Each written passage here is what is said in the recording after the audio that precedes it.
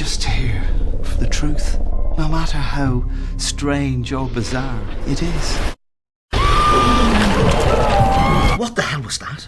You just said... Just start from the beginning, okay? Before the screaming.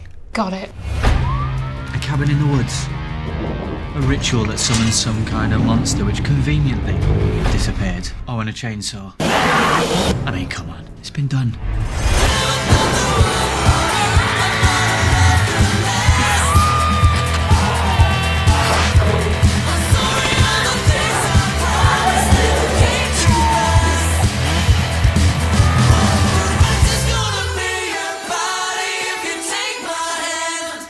You're not telling me you actually went along with all of this, right?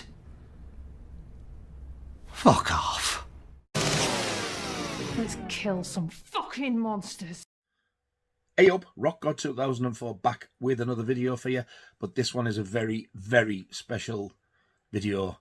This is new to me, something totally different for me. I've been planning this for quite a while with these two people who were just sat looking. That's all I'm going to say. Stewart and Lyndsey, how are you diddling?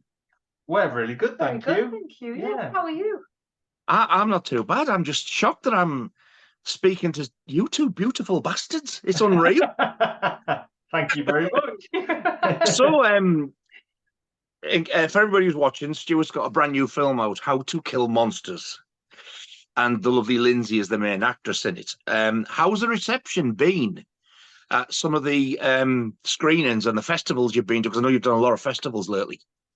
It's been fantastic, hasn't it? Yeah. Yeah, we did world premiere was at Fright Fest, which is like our spiritual home, because this is my third film now, and as part of Dark Rift Horror, which is the production company that myself and Paul Butler started in 2015. And because we used to weirdly work for like a heritage. We used to make heritage videos for museums and stuff. Wow. Know, like, for kids, and we were like, I really want to make a film where a giant squid eats people. Should we just do that instead?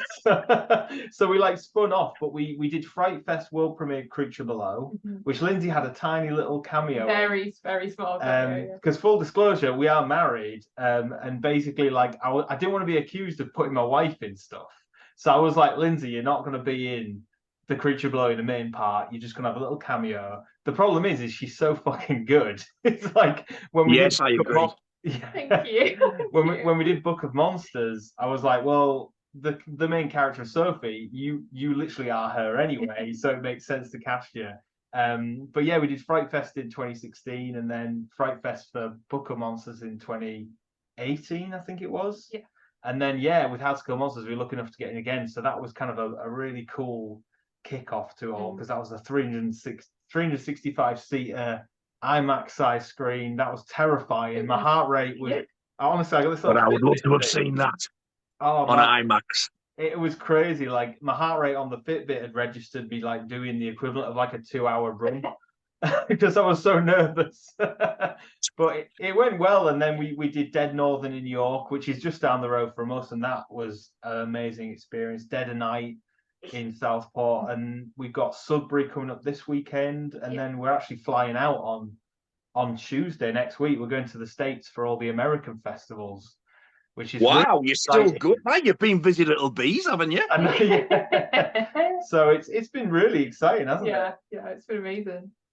Well, I've totally avoided any trailers and spoilers, including the Kickstart backstage stuff. I've not watched them. I don't want to. Nice. Because I don't know anything about it. All I know is it's not a sequel. No. Which I originally thought it was going to be with monsters in the title. Because I absolutely love Book of Monsters. I absolutely love it. And since I did that video on my channel, I've actually got about 3 or 4 people to go and buy it, and they've all said the same. They loved it. I said, you've got to see this film. I said, if you like Evil Dead and you like horror comedies, that you're going to absolutely fucking love this. And they do. Oh, that's so. What actually gave you the idea for Book of Monsters? What inspired you to do it? Well, we did The Creature Below in 2016, which was like a much more serious psychological like thriller. about a marine biologist. Hey, nice. Has literally just turned up today. Oh, nice one. You got the slip cover on it as well. Oh, I hunted the slipcover down. I'm an absolute asshole for slipcovers. Same here. That's excellent. Now, I didn't know about this one. I thought Book of Monsters was your first. I was like, what? He's done another one? And I've had a look. I went, oh, and Lyndsey Craine. you are Sherry and Rob Zombie of York. Yeah. Well, it's like, yeah, she's on the back and we totally slipped you on there. Yeah. But like, she literally has a walks past the camera. Whoa. It's hilarious. Is that it? Yeah. But I was like, look, I'm going to get you on the title treatment on the back of the Blu-ray because it's the least I can do. But yeah, Creature Below, that was a really fun one because we did it was a serious psychological horror. But the problem is we're very much like into practical effects and stuff.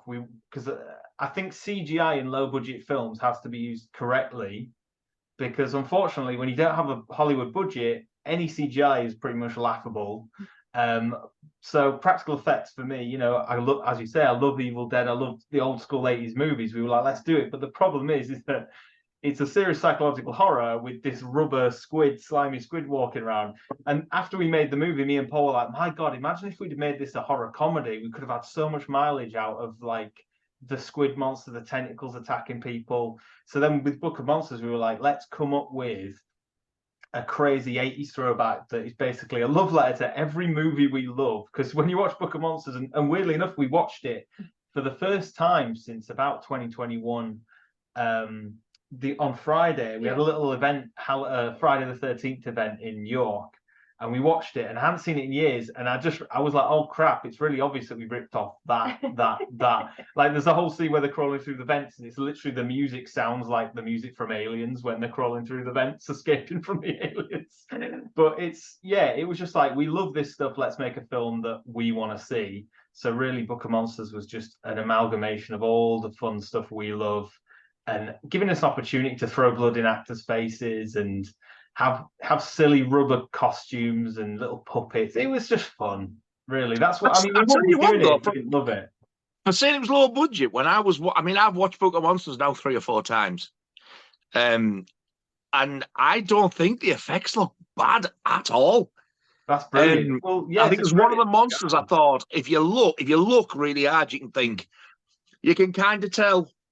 It's been like sort of like a labour of love and it's all been made hands-on by everybody, but that's not bad. It doesn't look bad. I've seen far worse in Hollywood blockbuster stuff. I absolutely loved it. Honestly, I did. Well, this is the thing. This is why we went with comedy, because you can forgive, you know, even if you know deep down, oh, that's a bit ropey, that's a bit low budget, your brain tells you that it doesn't matter because you're just having fun. And that's the thing, is because Book of Monsters, it's not a scary film, it's a fun movie. So the monsters don't have to look really scary. They can be clearly a guy in a suit, or I mean, you got the gnomes in there, they're these little puppets, and that was just me going, you know, doing that stuff. So it's you know, everyone on set was just crying with laughter because we're just having a great time. And with How to Kill Monsters, the new one, you know, it's just everything we did right on Book of Monsters, hopefully we improved upon. Everything we did wrong on Book of Monsters, we tried to you know, learn from those mistakes and make a better movie. So we just have a blast doing it, don't we? Yeah. Did you have a little ho then as well, Lyndsey, or was it all down to Stewart? Which with the gnomes? Did you have that little it was your no, it was all him. Well, it's one of those things where, because it was a low budget film, we didn't have a massive crew, so it was just like, I was like, I'll do the gnomes, you know, I love Gremlins, so I was just like, I did the voice on set, just go, and then when we did the post-production, the sound guys were like, well, you might as well just do the actual voices. So I got in the voice recording booth, and it's just me sat with a microphone going, so I had a great time. Is there a sequel planned for Book of Monsters? How to Kill Monsters started as a sequel when we were writing it, because we thought, and there's spoilers for the end of Book of Monsters, by the way, but we always had the idea that wouldn't it be fun if after that ending scene where the dad walks in and goes, what the fuck, like a SWAT team bursts down, get him in handcuffs, and they take him all under arrest, and they take him to a police station, because ultimately no one would believe any of this actually happened. And we had all these funny jokes where like the police thought that all the dead monsters were like Halloween costumes and stuff, and that, you know, the blood seemed a bit fake. And then ultimately, what we had all these crazy ideas where there was like a second book of monsters was revealed. Lyndsey had an identical twin sister that she didn't know about, called Jamie, actually, which is the name of the character in How to Kill Monsters, who was like a cool, badass, leather-clad version of her who had been trained from birth. So there was like competition, and her friends were like, you know, they started loving her sister, and she got jealous, and it was fun. But the problem is when we were writing it, we were like, oh my god, this relies so much on people having seen Book of Monsters. And I feel like, you know, whilst it would have been great for people who liked the first film, we were like, can we just come up with a new story with new characters? Anyone who died in the last film can come back as a different character then. And Lyndsey gets to play a very different character this time. So it gave us so much more freedom. And once we made that decision for it not to be a sequel, we were just like, yes, let's come up with the craziest shit we can do. And that's kind of where the name stayed. I mean, originally it was called Book of Monsters Volume 2. Because there was going to be a Volume 2 in the film, but we were like, How to Kill Monsters is kind of a cool title, and it fits the movie. So yeah, it's very much a spiritual sequel, and I kind of liken it to, you know, like Mike Flanagan's stuff on Netflix. You know, he did Hill House, Bly Manor, Midnight Mass. This is probably like our second in that series. So we get to work with the same people again, but deliver like a consistent experience, and hopefully very entertaining at least. It's kind of like an unofficial sequel. It's as nearest to a sequel as we're going to get then. I think so. I think I would love to continue the Book of Monsters story, and I think now that we're kind of delving into the video game realm with How to Kill Monsters and with a comic book as well, I feel like me and Paul have already been talking. We'd love to do a Book of Monsters comic book, because then budget isn't an issue. We can draw Cthulhu if we want. You know what I mean? And I think that's definitely something we're going to look at doing. Book of Monsters as a comic series. Well, the reason I asked about a sequel is that ending. Yeah, I loved that ending, and when it ended, I was like, "Oh, there's going to be a second one." So when this one started, I'd seen people saying, "Oh, is this a sequel?" I was like, "No, it's a different film." I was like, "Oh, so what about the ending where the bears throw the dog? The three of them are there. Let's kill some fucking monsters." Bastards have left me hanging. I was really excited. It's not going to happen now. I'm so glad that you wanted more. I think it's it's definitely a balancing act, because I would have loved to have made a sequel, but you know, there's people like you who are shouting about how good it is, and which is amazing, but still it's a relatively small group of people, and if we make a sequel as to an indie film, I feel like Book of Monsters would need to have a much bigger audience. And you know, the stuff like Deathgasm, they've announced a sequel for Deathgasm now, and that's an indie film, but that was like a larger scale, much more well known. So I can see that makes sense. Book of Monsters, unfortunately, it didn't quite get out as much as we wanted to, but people are discovering it every day, which is crazy. Like, I was going to say, if you did do a part 2, they're going to say, "Oh, there's a first one." Yeah. So that might take more people to see. You got to think like that as well. Yeah, and that's the way I would have thought anyway. We can always come back to it, you know, and never say never. It'd be fun, 10 years later. 10 years, yeah. In 2028, we could do one. Yeah. Oh God, I probably won't even be here then. So this has just turned up today. I didn't get a chance to look at anything. I've just literally ripped it open before we started talking. I'm a huge Jaws fan, as in, like, I'm not sad. Nice. Do you reckon I like this? Bear in mind, I love Book of Monsters, I love Jaws, so. Well, this is the interesting thing about that cover, is we didn't make that cover.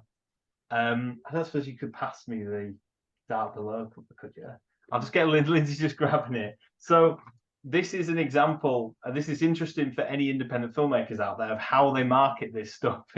That's the actual cover we made for the film. You can see it very well. Different type as well. So this is the German release that they made, and it's the only country that actually used the artwork we made, which is a woman cradling a little baby Cthulhu-y type thing. Wow. So when we sold the film to America and Britain, they obviously were like, "Oh, well, that's a bit too, dark and psychological horror for Asda shelves." let's make it really obvious to average people that this has got a giant monster in it. And so in the US one, worth looking up when you get a chance. The American version is hilarious because there's a woman in a bikini in Manhattan, with Manhattan in the background and a giant monster looming over like it's a kaiju movie. In actuality, the film is mostly set In Hull. in Hull.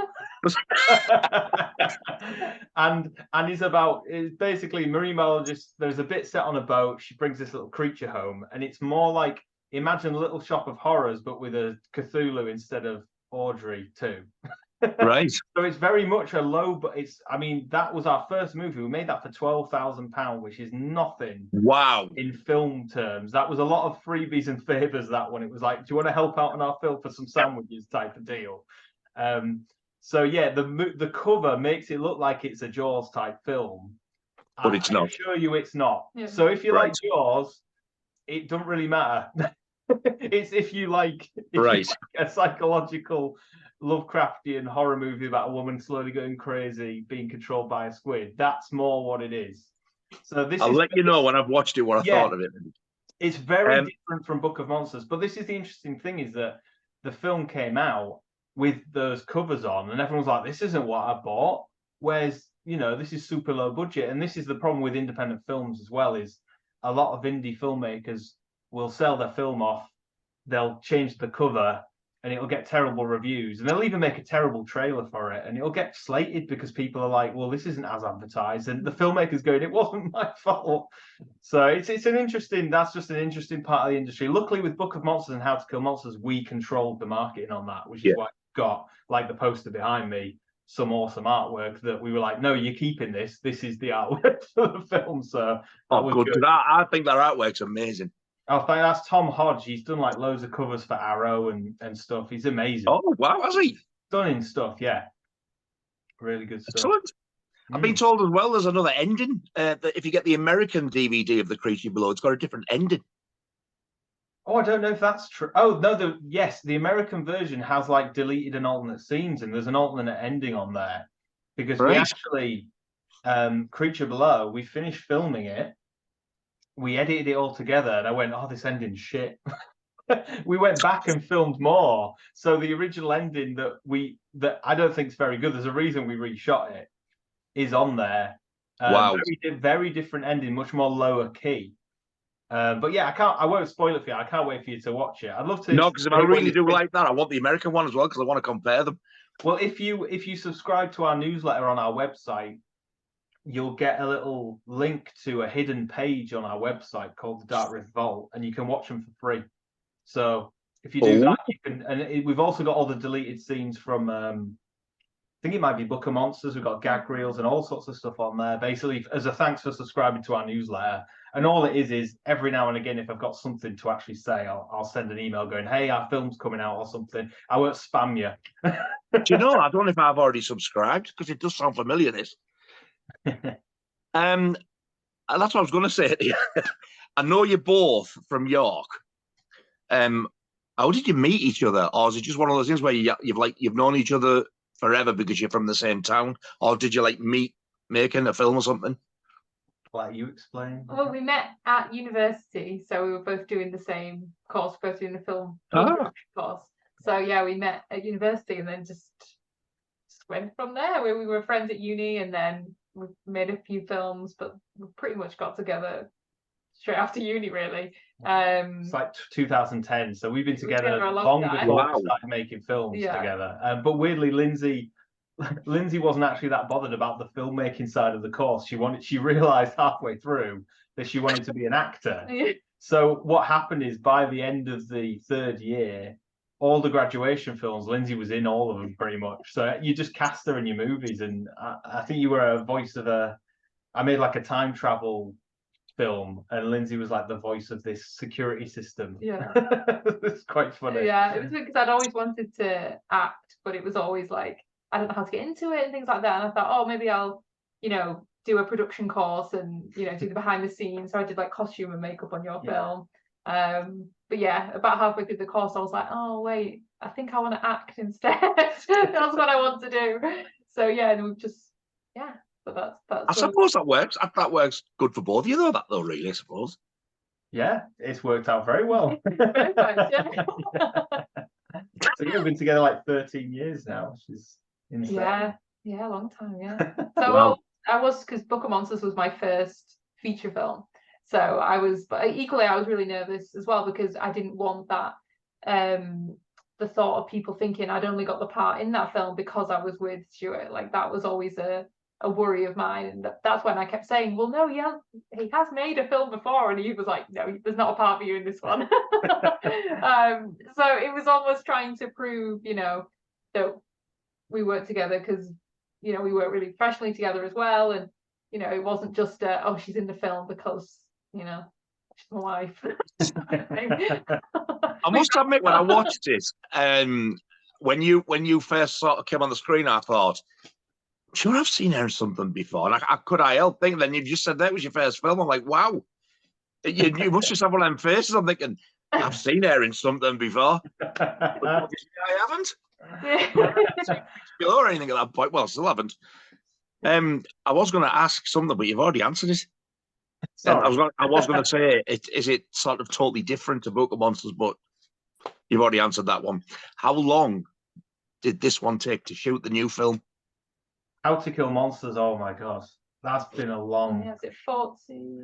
I think, yeah, it's been about, I think in total, so you do principal photography, which is your main shoot, which is normally all together. So we did about 30 days of that in the studio, but then we did loads of pickup days, like on location. So we filmed in the studio, like an interior cabin, police station stuff. We actually built the sets and all the cell bars and everything. Is that in York?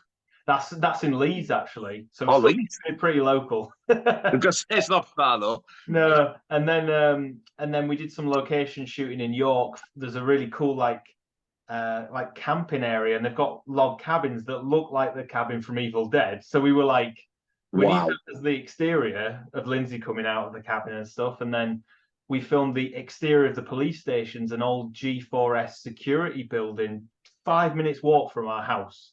So you can imagine that was great for us when we found that. So we were like, just pop down the road, film some stuff. And yeah, it's 44 days shoot in total. But like, it's hard because again, independent film, you're doing it with very little money, and you've just got to be at the whim of when the locations are free, when everyone's free. So filmed most of it last summer.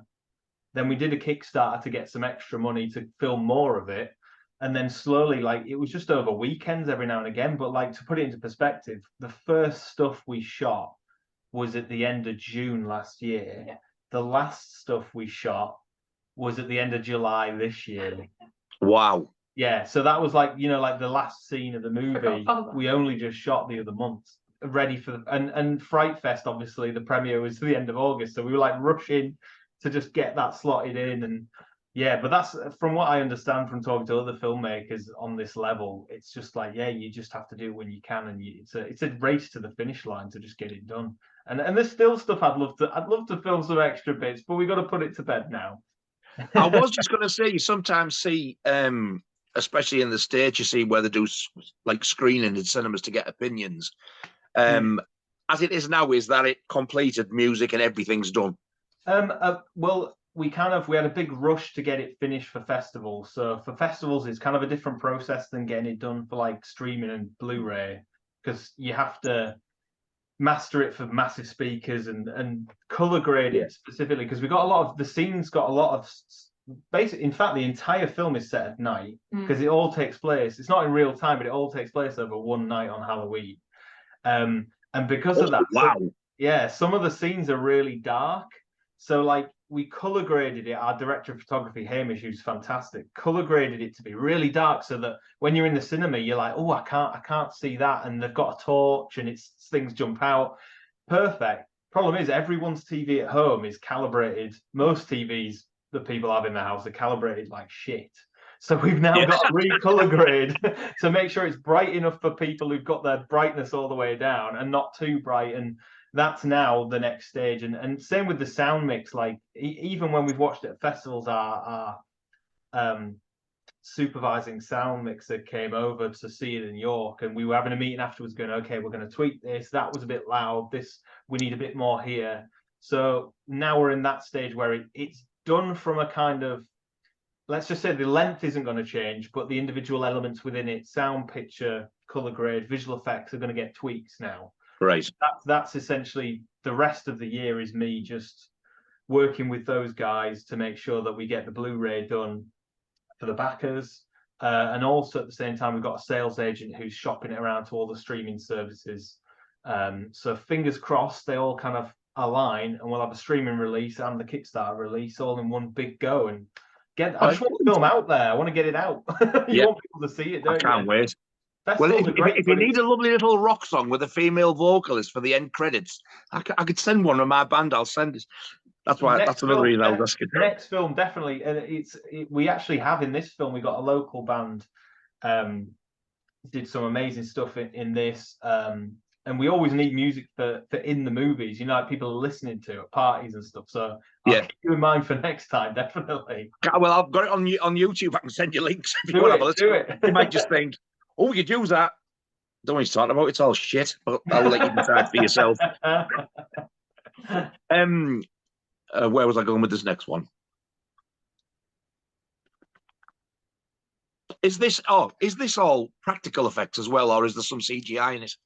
So this is all the monsters are practical effects.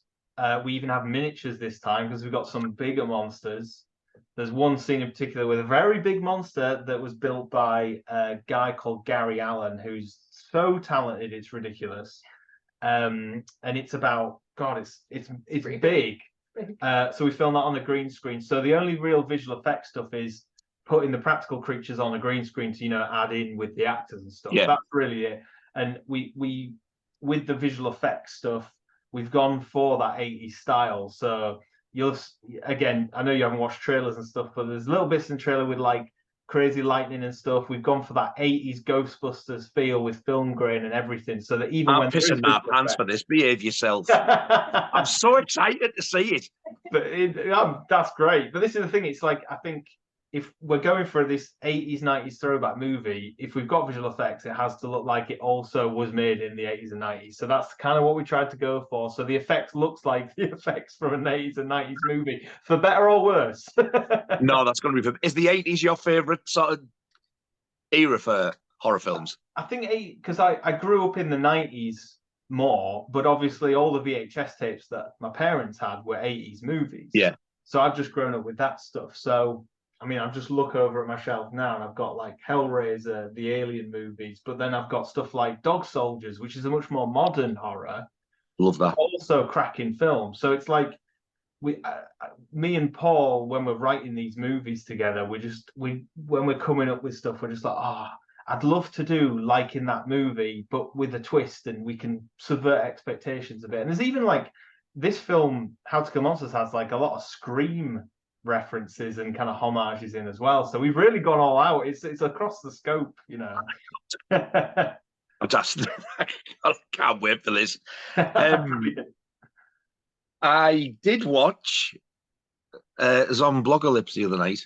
Oh yes, yeah, Miles, Tony and Hannah's movie. Yeah, I must admit, Lyndsey was the best thing in it, I've got to say. Oh, thank you so much. I noticed every time there was a gunshot that was CGI, and I was like, oof. I think it was a very strange film. It's definitely very British and very quirky. I do think it's fantastic though. I think as part of what we're doing with Dark Rift Releasing, which is our kind of side company, we were just like, because we have with Book of Monsters, that wasn't going to get a physical release at all from our sales agent, and it's not their fault. They basically they got it on Sky, Horror Channel, Arrow Player, loads of places. And we were like, are we going to get a Blu-ray? And they were like, look, it's such a niche little film that, you know, Asda and Tesco, they're not going to want it. So we were like, well, could we make a Blu-ray? Because I'm pretty tech savvy. I'm sure I could figure out how to do the manufacturing. And then we did, and we did like the limited edition 300 copies of that collector's one that sold out instantly. And I was like, damn it, we should have done more. So then we did the standard edition, which me and Lyndsey signed. And again, that one's done really well. So we were like, let's release other filmmakers' films. So Zomblog, those are great guys that we've worked with for years in York as well, York filmmakers. Lyndsey was in the film, and we were like, should we release Zomblogalypse as like the first one of our what we're calling Dark Rift Presents, which is other filmmakers, but still kind of in the same, you know, a bit of practical effects, horror comedy, stuff like that, that we think, you know, should get out there more. And yeah, that was one of the films we did the double bill with the other week. So we did both Zomblog and Book of Monsters, because there's a lot of cast. Oh, like wow. Aaron, who is the stripper Graham in Book of Monsters, is in Zomblogalypse as well. Oh my God. Yes, he is. He's hilarious, man. He's back in the new one as well, isn't he? He's in the new one as well. He's so good in that too. He gets a lot of laughs, like the festival screen. Is his character similar to the How to Kill Monsters in Book of Monsters? No, very different. Totally different. Because obviously in Book of Monsters he was a cop strippergram, and now he's a real cop. He had me proper belly laughing in that. I was pissing myself. I laugh even now. It's even like just, you know, silly little things, like there's a bit in the kitchen where he's backed against the door, and the lass next to him is opening the door, and like this thing moves and he just goes, ah! It's the way he does it, just stupid little things like that. And I'm sat pissing me. I have to look at his face sometimes. And he's just so funny. I'm so glad he's back in this one. Oh yeah, we couldn't have done it without him, because like it was one of the first things when we were doing writing it. We were like, we need to get Aaron in, and we need to like, how do we use him again for maximum comedic effect, because he's hilarious. And in this film, like him and another character, we got Daniel Thrace back, and he played Gary in Book of Monsters. Looks very different in How to Kill Monsters. They're kind of like a buddy cop duo in How to Kill Monsters, which is so funny. Like they just bounce off each other the whole time. So yeah, I can't wait for you to see it. They're just great. The whole cast. Does he ever ad lib? He looks the type who can ad lib.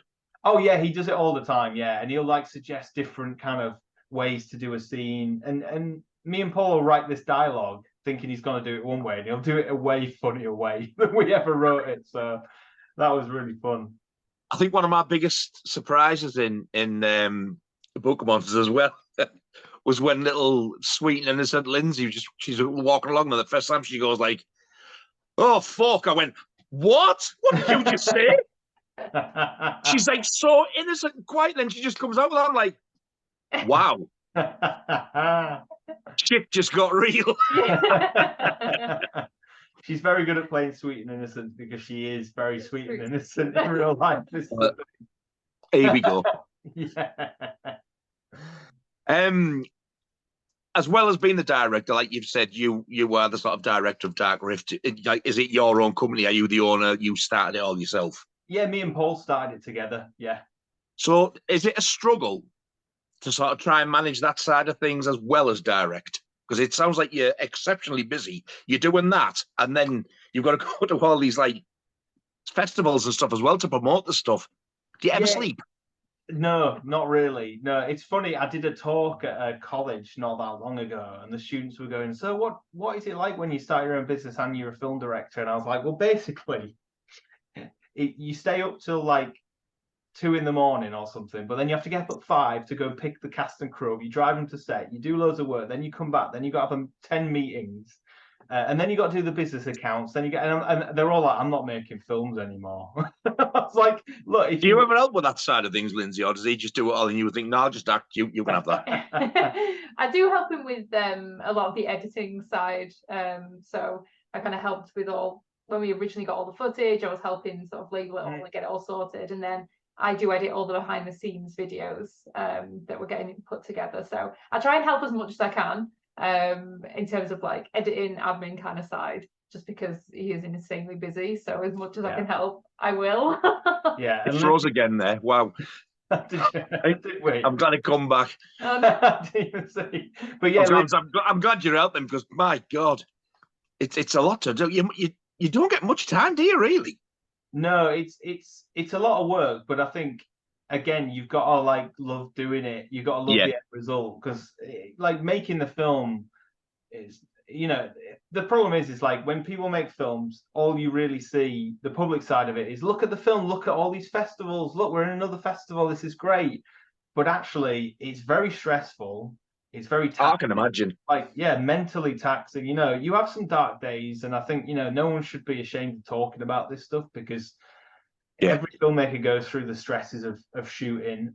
Even when things are going well, you know, it's overwhelming the amount of responsibility that you have, especially when you're the director. Like you're in a room of 30 people and you go, "Excuse me, everybody," and everyone turns to look at you. You've got to like give everyone instructions and not sound like an idiot, which is like you're like shitting yourself constantly. But I think as well, just the business side of it makes it even more complicated. But again, I think that's what you need to do with this day and age with independent film. You've got to really be on that kind of the marketing and everything, because you want your film to get seen. You want people to know about it.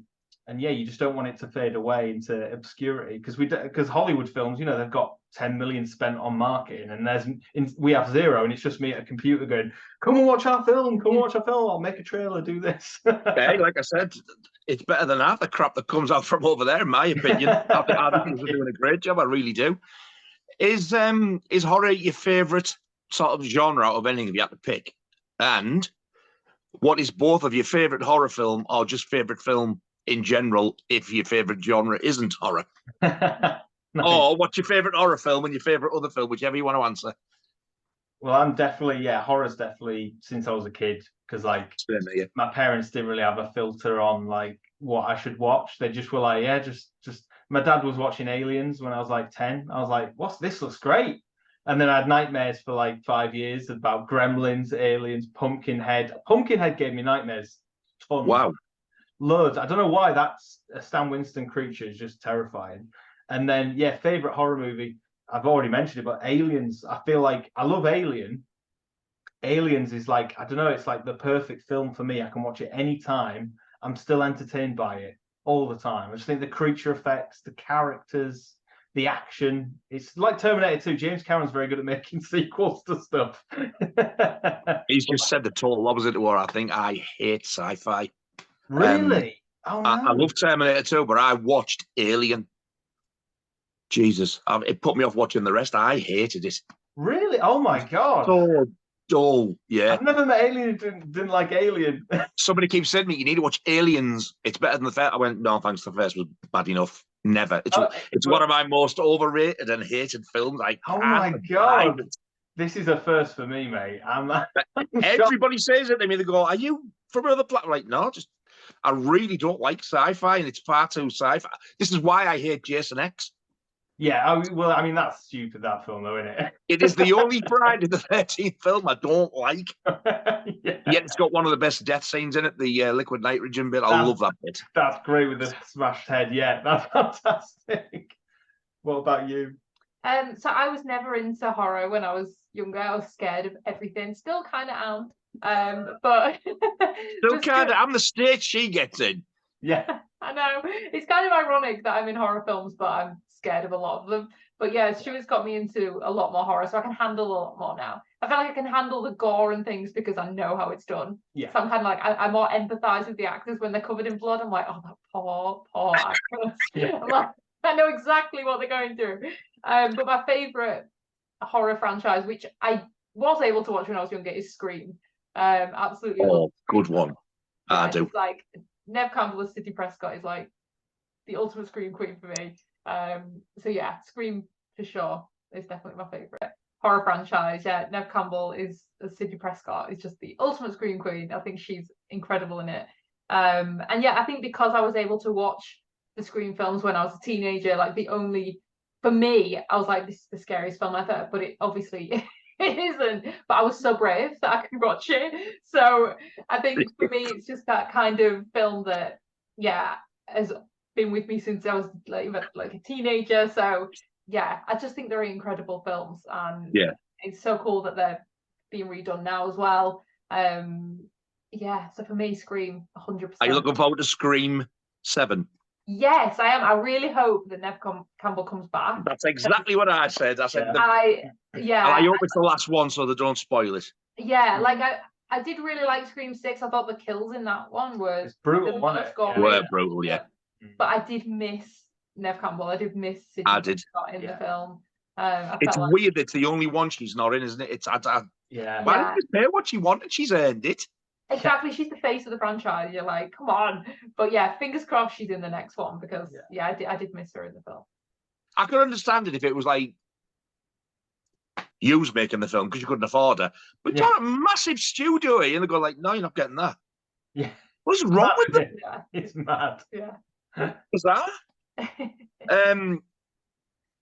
Lyndsey, the blood. Yes. Is it awful to endure, or do you actually sneakily enjoy it? And what's it like getting it cleaned off? Yeah, it's something you never get used to. And you always think, every film I've done, I'm always like, this will be the most blood. It'll never be the most blood. There's always more blood. And I think I got covered in what I thought was a lot of blood in Book of Monsters, you know, towards the end. Obviously, no spoilers for the film, but towards the end of the film, there is a lot that's thrown at me. Yeah. That's not even half the blood I get on me in How to Kill Monsters. Oh my And God. I'm not exaggerating when I say that. It is buckets full of blood that I get poured over me. Yeah, you don't get used to it. It's always, because it's quite cold when it first hits you. But I was going to say, does it shock you? It's like sort of, yeah, but I think that's what's most difficult about doing the shots where they say the lines, let's get the blood cannons out, which is always a great sentence to hear when you're on set and there's people standing in front of you. she's gone, yeah. Literally, with handmade blood cans, you've got the camera, they're all stood there. But you have to obviously be in the scene as if you're not knowing that you're about to get covered in blood. So it's always hard to not, you can't tense up or be prepared. So you kind of have to not react that it's cold or anything like that. But it's not freezing cold. It's just obviously the shock of you're suddenly covered in this fake blood. But it does dry quite quickly, but then it does go really crusty, which is gross. Oh, that sounds nice. Yeah, and then you just kind of, once it's gone crusty, you just forget that you're covered in blood. To the point where you're going for, you're on your break, you're going for lunch, and you see people who you haven't seen all morning, and you're just like, hey, and you're like covered in blood, forgetting that you're covered in blood. And there's always a bit of a surprise shock to see you covered like that. But yeah, I think the goo's the worst. So the blood, actually, because it dries, the goo does not dry, like never. Like we've still got props in our garage that are still sticky with goo. Wow. Yeah, that's the worst of it, I think, is the goo. But the blood isn't. Yeah, that's the thing. I feel like I'm always like, oh my God, there was so much blood, but I know there'll always be more. There's always more blood. Because we're always trying to top what we did last time. Yeah. So obviously the next film's got to be bloodier than How to Kill Which, Monsters. at this point, I'm like, how? How can we have more blood? But there will be. But yeah, it's just. Does it clean up easy, or are you there a while trying to get it off? No, to be fair, it's the blood that we use is very good, and it does wash out very easily, and it comes off very easily. It's always the fun moment when you do have all the blood poured over you, and then you look at yourself in the mirror and you think, oh no, I'm going to have to reapply this amount of blood every day on set now for continuity. That's always a fun realization when you're like, oh, this is me now. So I think, and I'm not exaggerating when I say this, on the 40-odd day shoot, I think I was without blood for maybe 3 or 4 days. Yeah, because you have oh my shoot. God. Yeah, so I had to just reapply. I mean, I only had to have it chucked at me for one take, obviously, but yeah, the rest of the time there's me in a mirror, and then Tony Hipwell, who was our first AD, he was always there, like spraying the blood at my face to try and get the continuity right. But yeah, it's an experience to go through, but it's one that I don't think you ever get used to. No. I hope you bought her a nice Prezi after this. Oh no, she deserves it. It is always funny when I read the script and I'm like, okay. Oh yeah, wonderful. Okay. So yeah, there's a lot of moments in How to Kill Monsters where, obviously I won't spoil anything, but there's a lot more monsters than there were in Book of Monsters. Yeah. So. There was so much blood on set, and this is the thing. I don't think you wouldn't even know when you watch the film. You'd think, oh yeah, that's a lot, but then like the amount that ended up on the floor that you then had to clean up, everyone's footsteps were like, yeah. And there's like a scene in the film where there was so much blood on the floor, it's just like walking and someone's like swimming, it's like splash, splash, splash. And it's like we didn't need to do any sound design for that. It's just that's what it. And you walked into the corridor, the cleaning staff at the studio we filmed that got so pissed off first. I felt so bad. Did they really? Well, they didn't get angry, but I was like, you could tell when they walk past you in the corridor and he's walking in with his mop, they just give you this look of like, fuck you. It's so sticky as well. Like it's just red, bloody, sticky footprints everywhere, which we tried to not put down the corridors, but yeah, it kind of just. Well, I'd go to the toilet. I'd be washing my hands in the sink, and the mirror just have blood all over it from the actors. I'd just be guys, come on, stop it. That's the thing. It was like, because obviously you have the blood all over your hands. Obviously, when you're washing your hands, the blood just goes everywhere. So yeah, because you've got all the blood that goes on the actors, but then you've got all the blood for set dressing as well. So it's just blood everywhere, just constant blood. It was great. It was great. That's good. This sounds fantastic to me. It's the costume, actually. When you've had blood on the costume, for continuity, obviously you can't really wash it off. So a lot of the time the costumes do get quite crusty, but it does get to a certain point where you're like, we need to wash this crusty costume because this is horrendous. So yeah. Something name for a pub, that doesn't it? Let's go and have a quick one in the crusty costume. The crusty costume, yeah. But yeah, I noticed as well as Lyndsey and Aaron returning as well. You've got Nicholas Vince back, which I didn't realise he was in Hellraiser because I don't like that either, to be honest. Oh no. I watched it once, I didn't like it, but I was like quite surprised, like, wow, he's been in like a huge film. And Michaela Longdon, I noticed she was back. I'm so glad that Aaron, and well, obviously Aaron and Lyndsey are back as well, because like them two in it, which is amazing for me. Are their characters, all of the characters, different? Is everybody's character totally different to the Book of Monsters film? Yeah, very different characters. Like, obviously, Aaron does play quite a funny character, but he comes from a completely different backstory and position. He's not just the silly stripper guy. You know, he's not the same silly character because he is a police officer trying to do the best job he can. He's just a bit inept in our film, but that's where a lot of the humour comes from because he's very pure-hearted. And I think if you look at it like, you know, Lyndsey's character in Book of Monsters was very much like the classic final girl. She's starts out very innocent. She has to learn how to, you know, overcome stuff, become a leader of her friends.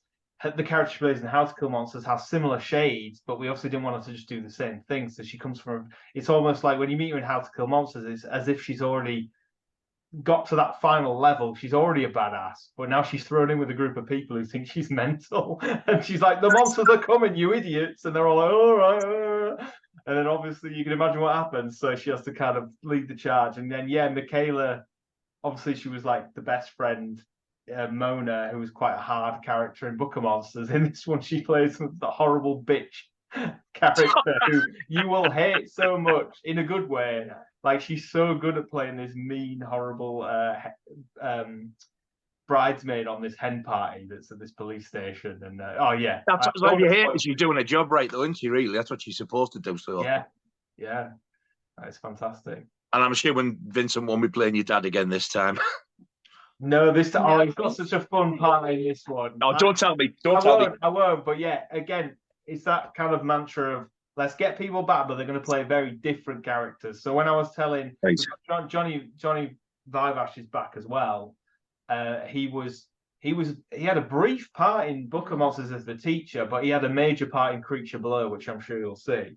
But he comes back in this one, and I was sat in London King's Cross train station with him and Nick Vince, and they were like, "So who are we playing in this?" And I was explaining to them, and they were both like, "What the fuck? What? God, I've got to see this." It is fun, yeah. They're great in it as well. So, is there actually a release date for the Blu-ray yet? Or any sort of roundabouts? Not a solid release date. I don't want to get, because I don't want to get into that habit of going, yeah, it's 100% this, and then for whatever reason it's later or it's earlier or whatever like that. I've kind of said the goal from the start was like, let's try and get it out for Christmas because that'll be a fun like gift we can give people. Is like, here you go. Ultimately, what's happened with the festivals is we know there's a bit more work to do and tweaking. The main thing for me is I don't want to rush it because once it's out there, that's it. Exactly. You've got the copy that is going to be there forever. Yeah. So the main thing is we're focusing on that stuff. We're going as fast as we can. I'll obviously update all the Kickstarter backers, which I've been doing. It's like, here's what's going on. If the date is slightly later, fingers crossed it won't be. But if it has to be, it'll be for a good reason. And ultimately, all we're doing right now is just work. Obviously, we've got the festival stuff, which is kind of in a way, that's like, okay, this is our well-deserved break. He's going to these festivals, but at the same time, it's still work. You're still working as well, yeah. Full on, doing that. So yeah, every second of my waking life is sat on this computer, making sure the editing's finished and designing the Blu-ray covers, getting the video game going. Which again, I played the video game full through. It was so much fun, like proper old school throwback video game for the. There's my Book of Monsters. I love it. Oh, nice. Oh, Yeah. I was over the moon. I didn't realise till about a year later or even more. Because I thought, oh, I love that artwork. When you turn it around, you get the reversible. I thought, but I'm going to leave the other one because it's signed. And it was like years later. I was like, oh, they've signed both sides. I didn't realise. So I'm like, wait, I'm having that round. Yeah, but yeah, this is an absolutely beautiful set. The stuff you get in this for what your money, it's honestly, this is what people go for. Like saddos like myself who collect these. Well, honestly, the packaging, slip covers, it's got to have a slip cover. Oh, 100%. Quite a low with that as well. I got number 44. That's really low as well, yeah. I got number one. I had to keep that one. Yeah. But this is the thing. I kind of thought you would have done. Yeah. Because if it had been me, I certainly would have done. Yeah, you either want number one or the last number, so it's like perfectly even. But this is the thing, when me and Paul started doing the Blu-rays, we were like, what do we want on the Blu-ray? Because this is our movie. What would I want to buy? So we were just like slipcover, little booklet, lobby cards, and mainly the signature. Because again, big budget films, they just can't do that. And it's like, we literally are building them in our kitchen. Lyndsey's signing it, I'm signing it. We're packaging them up, we're wrapping them up. And, we want to make sure that, you're paying all this money for the film. The actual box should be the experience too. That should be fun. And there's nothing worse than bare bones Blu-ray releases that you get sometimes for films. Like, was it Evil Dead Rise had no bonus features on the first release that came out? No, I think all you got was a slipcover. Yeah, so it was like, come on, like, I want to see the bonus features, deleted scenes. I want to see the gag reel. So that's, again, is one of the things. Lyndsey's doing all the behind-the-scenes editing for the film. There's so much, because Teresa was great. She was our on-set BTS person, and Lyndsey's been editing these spoiler-free videos for the Kickstarter backers, which are between 7 and 20 minutes per day. Wow. Yeah, so Lyndsey's job now is trying to edit a spoiler version for the Blu-ray with all the monsters in and stuff to fit on a bloody Blu-ray disc. I reckon. I don't know how we're going to do it. Well, obviously, we're going to do 50 gig dual layer to fit it all on. But then at the same time, I'm like, do we do 2 discs? I don't know. I'm trying to get it on one because I can't afford to do 2 discs physically because it costs. I was going to say, yeah. One disc for the film over the features, it's going to run into more money, I think. Exactly. Well, again, especially because we've already done the Kickstarter, we know how much money we've got to spend on the discs. So it's like, I literally don't have spare cash kicking around. You know what I mean? It's like, if we were, does anybody still keep buying into that once that date went? Do you still get people buying into it, the Kickstarter thing? No, Kickstarter doesn't let anyone back it once it's finished. So. But we've had so many people email and get in touch going, look, I missed it. I want the package. I think we are going to look at getting because I know backer kit let you continue it almost like afterwards. Oh, that's good then. So we're definitely going to look at that. Ultimately, we're in a weird area of, now that we've got a sales agent who's trying to get a streaming deal, we've got to just make sure they're happy with what we're doing as well. Because ideally what they want is we come out on the same day. Because again, I'm sure you'll know this, but like piracy is terrible right now. Not terrible for people who do pirate films, but for people who make them, like people who make the films, yeah. Obviously, for Hollywood, it doesn't matter, but for us, it's like as soon as we send out them Blu-rays, unfortunately, someone will literally upload it to Pirate Bay. That's just the reality. So we've just got to be so careful about that as well, which it's just sad. It's like, we've got so many great people who support the film. And then there's always that one person who are literally, they're buying it just to try and sell it on to other people or make some money. And it's just. It honestly gets on my nerves. It really does. In fact, it boils my piss when people do it. It's for Book of Monsters every day. I find it on YouTube in some weird dubbed language. And I've got to the point where actually, there's a good way of thinking about it is more people are seeing our film at the end of the day. More people are seeing it who would have never bought it anyway. So our audience is just getting bigger. Yeah, true. So I've just got to look at it like that to help me sleep at night. I was going to say you've got to keep yourself sane, or you drive yourself up the wall. Yeah. And hopefully, if they've liked that, they'll want to see the next one as well. Yeah, exactly. You know, they might turn into a fan of Dark Rift horror anyway. So, you know, I can't, you know, if they've watched it and they enjoy it, that's great. That's great. I kind of regretted not getting a T-shirt for this. Now I would have loved one. I'm going to get one. Nice. We're So almost is it going sold to be out, by the way. Almost sold out them T-shirts. Wow. So if it's not like sort of Christmas, are you looking early next year? Do you think by the latest for it to come out? Oh yeah, definitely. We're not going to be hanging around for it. Yeah, it's this kind of window of time as well is perfect, because if it's not out for Christmas, you got the January to March period for movies is pretty shit normally, because there's just nothing really out. So we're going to fill that gap. So yeah, but also, I do know a few people who are actually waiting for it. They're really, really looking forward to it. That's brilliant. This is the great thing. It's like, I feel like we slowly, with Book of Monsters off the back of that, we're really lucky that people like engage with the film. And I think so much of it is Lyndsey. Like, you're so good in it. And like, even when I was watching it on Friday for the first time in years, I was like, oh my God, you're fucking good in this film. Like, you are so no, but she's so likable. Do you know what I mean? Is like, well, she's in the first one. That's what I mean. That's one of those parts of one of those films now. Like, I can't imagine anybody else playing that part now. I really can't. Yeah. But that's the thing is, I feel like we're lucky that so many people are like, you've made that possible a lot, because you know, people gravitate towards you and they think you're great in it. And it's like, I feel like, it's just so nice whenever someone goes, oh, I'm so excited to see a new film. It's like, oh wow, like, because we didn't get into it that, we just got into it to like make films that we want to see. Really, we're just making it for ourselves. But it just so happens there are people out there who like these types of films as much as we do. So yeah, it's fantastic. It's really great. I mean, you really should be proud of yourself, Lyndsey, though. I mean, and then if a big company comes and says, oh, we want to remake it, I would expect you to go, no, fuck off, that's mine. Yeah, exactly. Don't let them. You're not messing with the original. Yeah. Don't fuck with the original. Green one there, yeah. So I'm looking forward to seeing me down as a monster slayer on the titles, and if it's not there, I'm going to hunt you both down. You better not miss me off. That was really good at because obviously that's in the credits for the festival. So good at festivals, people go, my name, and loads of people got the camera out to take a photo.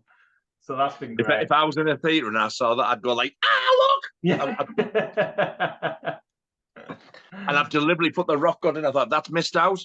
I will kill them. You got it. Don't worry, that is in there, because I remember very few people requested like a custom credit. A lot of people just put their name, and it's Nigel the Rock God Craig. So that's in there forever. I'm so excited. I'm easily pleased. Is it still available to pre-order? No, that's where, again, people are asking. Once we've worked out a way to extend the Kickstarter for Blu-ray pre-orders, we'll definitely let everyone know. I think for anyone who's interested, just keep an eye on the Dark Rift Horror social media accounts, which is just at Dark Rift Horror. We've kept it very simple. It's on Instagram, Twitter, Facebook. Once we know, we'll definitely announce it on there. Is this one still on the site to buy? The collector's edition is sold out of Book of Monsters. But you can still get the film. You can get you can get the standard edition, which is signed. So I think that one's $16.99. You get a signed copy. Bargain, boys and girls. What you waiting for? I'm going to leave a link. I'm going to leave a link to the below, so then like click direct, and hopefully you'll get a few more sales on that one. Because I honestly can't. Oh no! Same about the new one.